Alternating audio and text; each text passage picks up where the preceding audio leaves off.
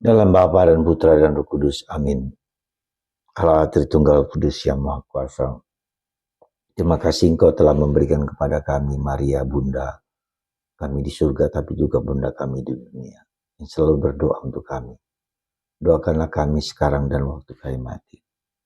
Suatu ungkapan yang sungguh luar biasa bahwa seorang ibu, seorang Maria berdoa untuk kami. Terpujilah namamu kini dan sepanjang segala masa. Amin. Para saudaraku terkasih dalam Kristus, Maria selalu ada dalam hidup kita. Maria selalu membimbing dan menuntun kita kepada putranya Yesus. Hari ini adalah 37 tahun yang lalu peringatan tabisan imamat saya. 37 tahun yang lalu saya ditabiskan oleh seorang uskup dari Bali, ya, yang dipanggil untuk menabiskan saya seorang diri di kayu tangan gereja Hati Kudus Yesus.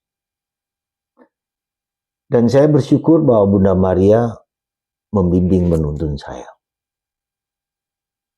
Saya ingat beberapa peristiwa-peristiwa penting di mana Bunda Maria memegang peranan penting dalam hidup saya. Pertama, ketika saya di seminari menengah Mertoyudan di tahun kedua, saya mengalami krisis dan ingin keluar dari seminari itu. Lalu pada saat itu kemudian saya mohon kepada Bunda Maria dan saya berdoa, Bunda Maria, kalau ini memang panggilanmu, maka saya berdoa 1 kali Salam Maria dan doa novena 3 kali Salam Maria. Meskipun tidak rutin, tidak setiap hari, tapi saya jalankan. Dan ternyata memang Bunda Maria membimbing saya. Kemudian saya memilih Ordo Karmel yang pada waktu itu saya tidak tahu persis bahwa Ordo Karmel adalah Ordo Santa Perawan Maria dari Gunung Karmel. Kenapa pada waktu itu di seminari kami tidak kenal dengan Ordo Karmel? Ya. Tetapi yang menarik saya adalah pada waktu itu saya ingin masuk terapis, ya, Ordo terapis di Temanggung. 2-3 kali saya ke sana, tetapi saya merasa bahwa ordo ini terlalu keras.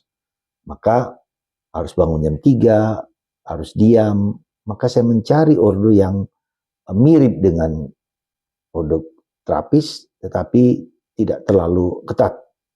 Jadi ada karya-karya pastoral, tetapi juga hidup doanya sungguh dapat saya terima sebagai anak muda pada waktu itu. Maka saya masuk Karmel dan diterima. Kemudian pergulatan juga di Karmel. Ya, tidak mudah bagi saya seorang yang dididik secara Yesuit masuk dalam Ordo Karmel. Maka hidup doa, segala macam. Tentu pada waktu itu anak muda akan sulit menerimanya. Tapi saya sekali lagi berdoa kepada Santa Perawan Maria.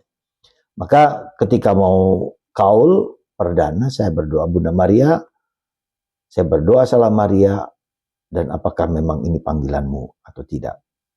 Kemudian ketika kalau mau kaul kekal, saya juga mengalami krisis yang tidak mudah pada waktu itu untuk pengen keluar juga.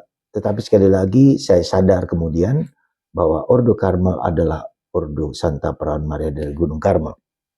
Yang diyakini bahwa Ordo Karmel didirikan oleh Santa Perawan Maria dari Gunung Karmel di Israel, di Palestina pada waktu itu.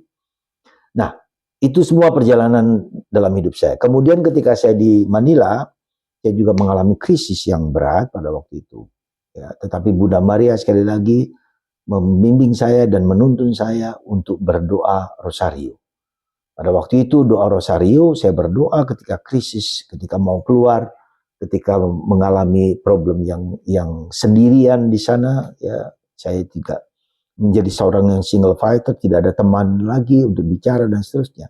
Tapi saya kembali lagi berdoa rosario, walking rosario, ya, berjalan keliling lapangan basket, berdoa rosario dan seterusnya. Dan saya diselamatkan oleh Bunda Maria lewat rosario. Nah, peristiwa-peristiwa di itu kemudian saya ditabiskan, ya, kemudian ditabiskan menjadi imam pada bulan Maria tanggal 8 Desember 1988 di paroki paroki Hati Kudus Yesus Kayu Tangan.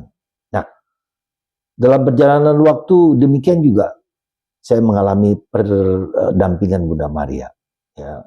Dan saya merasa bahwa Bunda Maria sampai sekarang terus membimbing dan menuntun saya. Dan saya bersyukur berada di dalam Ordo Santa Peran Maria dari Gunung Karmel. Sekarang saya tinggal di paroki dalam perlindungan Santa Peran Maria juga dari Gunung Karmel di usia saya yang tua, yang sudah 65 tahun ini. Sekali lagi, terima kasih Bunda Maria. Jadikanlah Bunda Maria menjadi pegangan hidup Anda dan terus berdoa rosario supaya Bunda Maria membimbing, menuntun kita, supaya kita sampai seperti yang dia kehendaki dan membawa kita kepada Yesus. Akhirnya, pada saat ini apa yang sedang saya renungkan adalah kata-kata Yesus sendiri. Berbahagialah orang yang murni hatinya karena mereka akan melihat Tuhan. Bunda Maria membawa saya kepada Yesus untuk murni hatinya seperti Bunda Maria sendiri. Semoga saya bisa menjadi mulut saya, pikiran saya, hati saya, badan saya, raga saya persembahkan seperti Bunda Maria. Tuhan memberkati Anda semua. Bapa, Putra, dan Roh Kudus. Amin.